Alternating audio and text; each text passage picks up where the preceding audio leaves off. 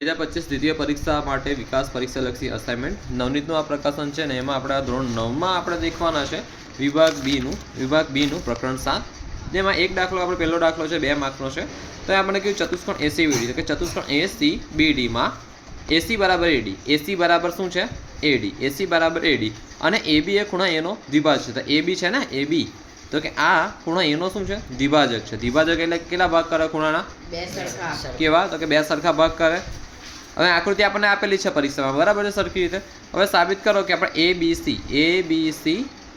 બરાબરની ઉપર કોલગેટ એટલે કે એકરૂપ ABC એકરૂપ ત્રિકોણ ABD થાય હવે BC અને BD વિશે તમે શું કહી શકશો આ તમને દેખવાનું છે તો અહીંથી આપણને દેખતા ખબર પડે છોકરાઓ પહેલાં તો આપણને આ આપેલી છે શું છે AC બરાબર AD એટલે આ બધું સમાન આપેલી છે બરાબર હવે અહીંયા આગળ આપણને કીધું છે કે ખૂણો A નો દ્વિભાજક એટલે આનો કેવા સરખા ભાગ થાય તો આ ખૂણો પણ કેવો છે સમાન છે અને તેમજ આ બાજુ કેવી છે જો ABC ત્રિકોણ ABC માં અને ત્રિકોણ ABD માં ABC ABD કઈ બાજુ સામાન્ય છે AB એટલે કે બાજુ ખૂણો બાજુ બાખુબા એકરૂપતાની શરત મુજબ આ એકરૂપ મળે છે તો BC અને BD તો BC અને BD પર શું થાય સમાન મળશે છે ને BC અને BD પણ સમાન મળશે તો આખો જવાબ અહીં એક જ મિનિટમાં થઈ જાય છે હવે આપણે દાખલો તો ગણવો પડે બરાબર છે આવીને ત્યાં એવું થોડું કહેવાય કે નહીં સર અમે ડાયરેક્ટ જવાબ લખી દઈએ પેલા પરીક્ષાવાળા બી કહેશે કે નહીં અમે ડાયરેક્ટ મગજમાં જ માર્ક્સ આપી દીધા હે ને અમે વધારે પડે આગળ વધ્યા નહીં ચલો દાખલો ગણીએ ધ્યાન નહીં ચાલો હવે અહીં ધ્યાન આપો ACBD ચતુષ્કોણ છે એમાં આપણને બે વસ્તુ કીધું છે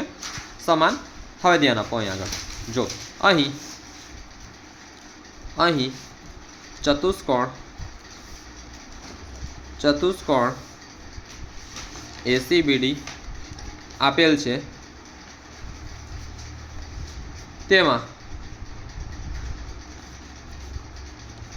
તેમાં AC બરાબર AD છે તેમજ જેવું રકમમાં લખ્યું તેવું જ અહીં લખવાનું છે AB એ ખૂણો A નો દ્વિભાજક છે AB એ ખૂણો A નો દ્વિભાજક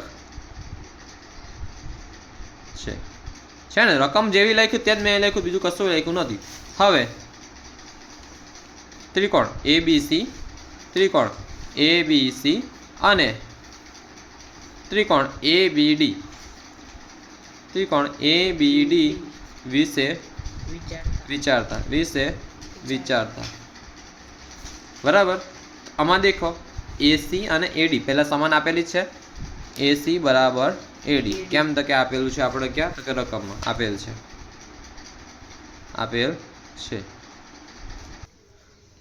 ખૂણો BAC બરાબર ખૂણો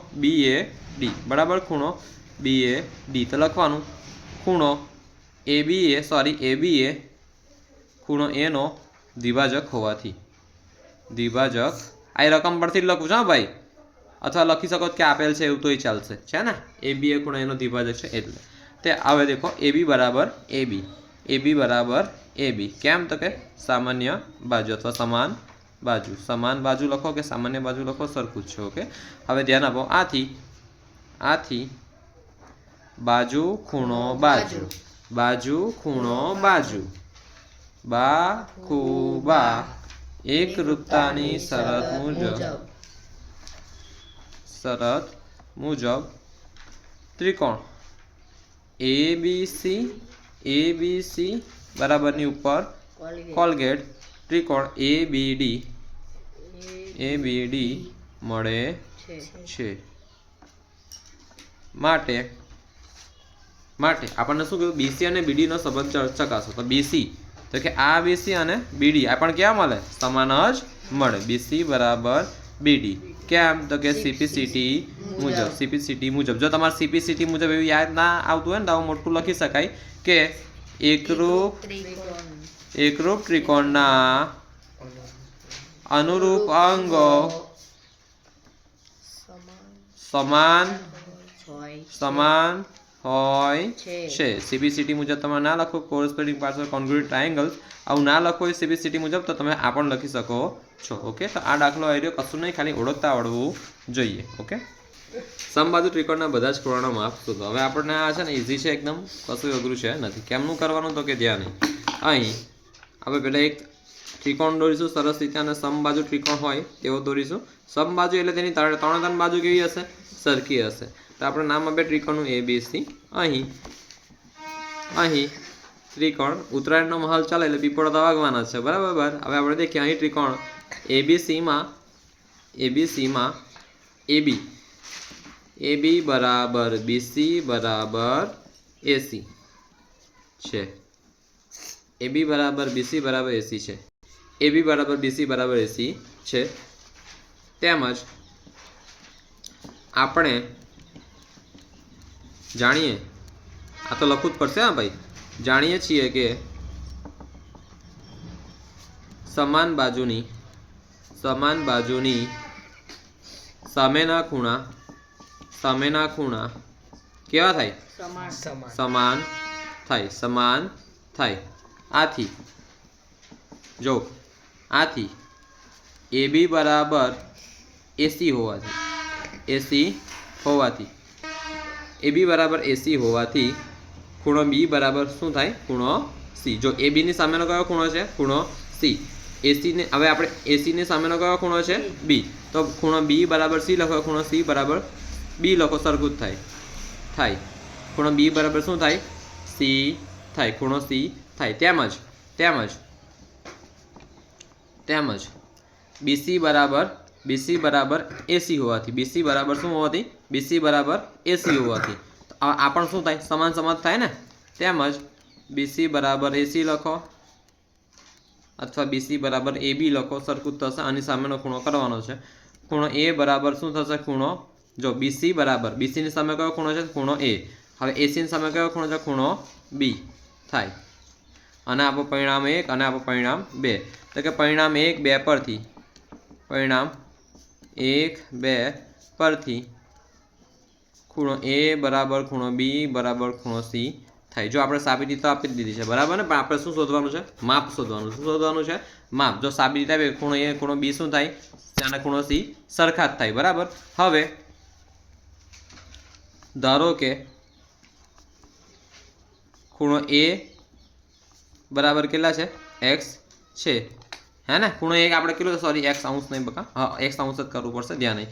X છે, ખૂણો A કેટલો છે? X છે. તો આથી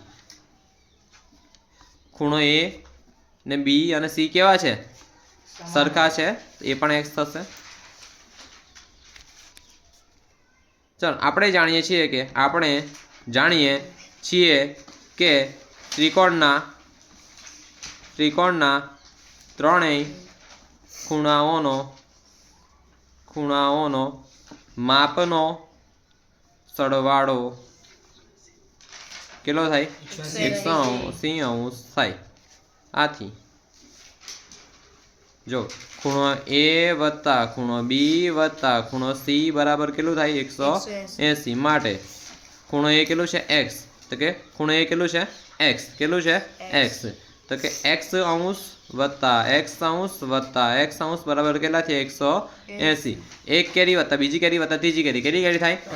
1x વત્તા 1x વત્તા 1x. તો કેટલા x થાય? માટે 3x અંશ બરાબર 180 અંશ. માટે x જો x અને 3 નો સંબંધ ગુણાકાર તો આપણે જતા શામાં થાય? ભાગાકાર. 180/3 આપણને ખબર છે 3 છંગા 18 ને 1 શૂન્ય, તો કે 60. આવી રીતે ના આવડતું તો આવીને કરી લેવાનું કે 180/3 3 છંગ 18, 18 માંથી 18 જાય તો 0, ને આ 0 ને નીચે ઉતાર્યું તો કે આ 0 નીચે ઉતાર્યું અને આગળ ભાગ ના ચાલે તેનું અહીં શૂન્ય. તો માટે આથી બધા ખૂણાના માપ. તો જો ખૂણો A ને ખૂણો B ને ખૂણો C x હતું, તો કે ખૂણો A બરાબર કેટલા છે? 60 થશે. કેટલા થશે? 60. ખૂણો B બરાબર પણ કેટલું થશે? 60 થશે. ખૂણો C બરાબર પણ કેટલું થશે? 60 થાય છે ને. સરખા એકદમ પહેલું છે ભાઈ. જો 2 માર્ક થશે. આટલું બધું ના લખવું હોય સિમ્પલ ભાષામાં તો ડાયરેક્ટ બકા લખવું, આમ યાદ તો કરવું જ પડશે બકા, બરાબર છે. કંઈ પણ રીતે કે સમબાજુ ત્રિકોણ છે. હવે સમબાજુ ત્રિકોણમાં સામેના ખૂણા કેવા હોય? સરખા હોય. સમદ્વિ બાજુ બેવું છે, 2 બાજુ સમાન હોય ને એની સામેના ખૂણા પણ સરખા જ હોય. તો પછી આ તમારે કરવું પડશે બકા, બરાબર. આવું પૂછાઈ શકે એવું છે 2 માર્ક્સમાં. કશું નથી દાખલામાં, હે ને. ખાલી સમજવાનું છે, સમજૂતી છે ખાલી. જો 2 દાખલા ભણો તો 10 મિનિટની આસપાસ થવાય. જો અહીં આપણે પહેલાં સરખી રીતે ત્રિકોણ દોરી લેશું. ખૂણો A બરાબર 90 સિમ્પલ આપેલું છે. આ ત્રીજો દાખલો છે તમારો અસાઇનમેન્ટના વિભાગ B નો પ્રશ્ન 7. તમે દેખો ખૂણો A બરાબર કેટલો આપ્યું છે? 90. તો ખૂણો A બરાબર 90 હવે AB બરાબર શું કીધું છે? AB બરાબર AC કીધું છે. તેઓ કાટકોણ ત્રિકોણ ABC છે, તો ખૂણો B અને ખૂણો C શોધો. હવે AB છે અરે સોરી AB છે, આ તો આ સામાન્ય બાજુ છે, અલગ બાજુ છે. AB છે અને બીજું શું છે? AC છે. AB બરાબર શું છે? AC છે. AC છે. આ કોણ આપણે અલગથી રાખવાનો છે, હવે ધ્યાન નહીં. તો AB બરાબર AC અહીં આપેલું છે. અહીં પહેલાં તો ખૂણો A બરાબર 90 અને AB બરાબર શું આપ્યું છે? AC. AB બરાબર શું આપ્યું છે? AC આપેલ છે. જો આ સમાન નથી થતી, હા ભાઈ, આ કણ છે, સમાન નથી થતી. બાકી સમાન થતી ને તો પછી આ આખો સમબાજુ તરીકે થઈ જાય. ચાલો, AB બરાબર AC આપેલ છે. આથી તેની સમાન બાજુના સામેના ખૂણા પણ કેવા થાય? સામેના ખૂણા પણ કેવા થાય? સમાન થાય. માટે આવું લખાય, ખૂણો B બરાબર ખૂણો C. માટે ખૂણો B બરાબર ખૂણો C થાય. ધારો કે ખૂણો B બરાબર C છે. ઓકે, અથવા કોઈ કિંમત ધાર લેવાની. નહીં ધારવું તો કોઈ વાંધો નહીં, આપણે આગળ વધીએ. ચાલો ધ્યાન નહીં. સિમ્પલ ભાષામાં ખૂણો B બરાબર શું કીધું? ખૂણો C થાય. હવે આપણે એ જાણીએ છીએ કે શું જાણીએ છીએ આપણે? ત્રિકોણના ત્રણેય ખૂણાનો સરવાળો કેટલો થાય? ત્રણેય ખૂણાઓનો સરવાળો કેટલો થાય? 180 અંશ થાય. તો માટે ખૂણો A વત્તા ખૂણો B વત્તા ખૂણો C બરાબર કેટલું થાય? 180. તો માટે ખૂણો A કેટલો આપ્યું છે? 90. ખૂણો B આ વત્તા ખૂણો C ની જગ્યાએ પણ ખૂણો B લખી શકું ને? હા, ખૂણો C ની જગ્યાએ ખૂણો B લખી શકો, ખૂણો B ની જગ્યાએ ખૂણો C લખી શકો, કોઈ વાંધો નહીં. તો અહીં B લખી દીધો બરાબર 180. માટે 1 કેરી વત્તા 1 કેરી કેટલી કેરી થાય? 2 કેરી. તો 2 ખૂણો B બરાબર 180 અંશ. આ બાજુ પ્લસ થાય ને, તો પેલી બાજુ શું થાય? માઇનસ. માટે ખૂણો B બરાબર 180 માંથી જાય તો 90 છેદમાં આ બગડ 2 આવશે ને, એ ગુણાકારમાં, તો આ બાજુ તો શામાં થશે? ભાગાકારમાં. ઓકે, તો માટે ખૂણો B બરાબર 90 ભાગ્યા 2 તો કેટલું આવ્યું? 45. પછી આને આપી દો તો પરિણામ 1. તો કે પરિણામ 1 પરથી ખૂણો B બરાબર ખૂણો C બરાબર 45 થાય. આથી ખૂણો B બરાબર 45 અને ખૂણો C બરાબર 45 મળે જવાબ. ઓકે.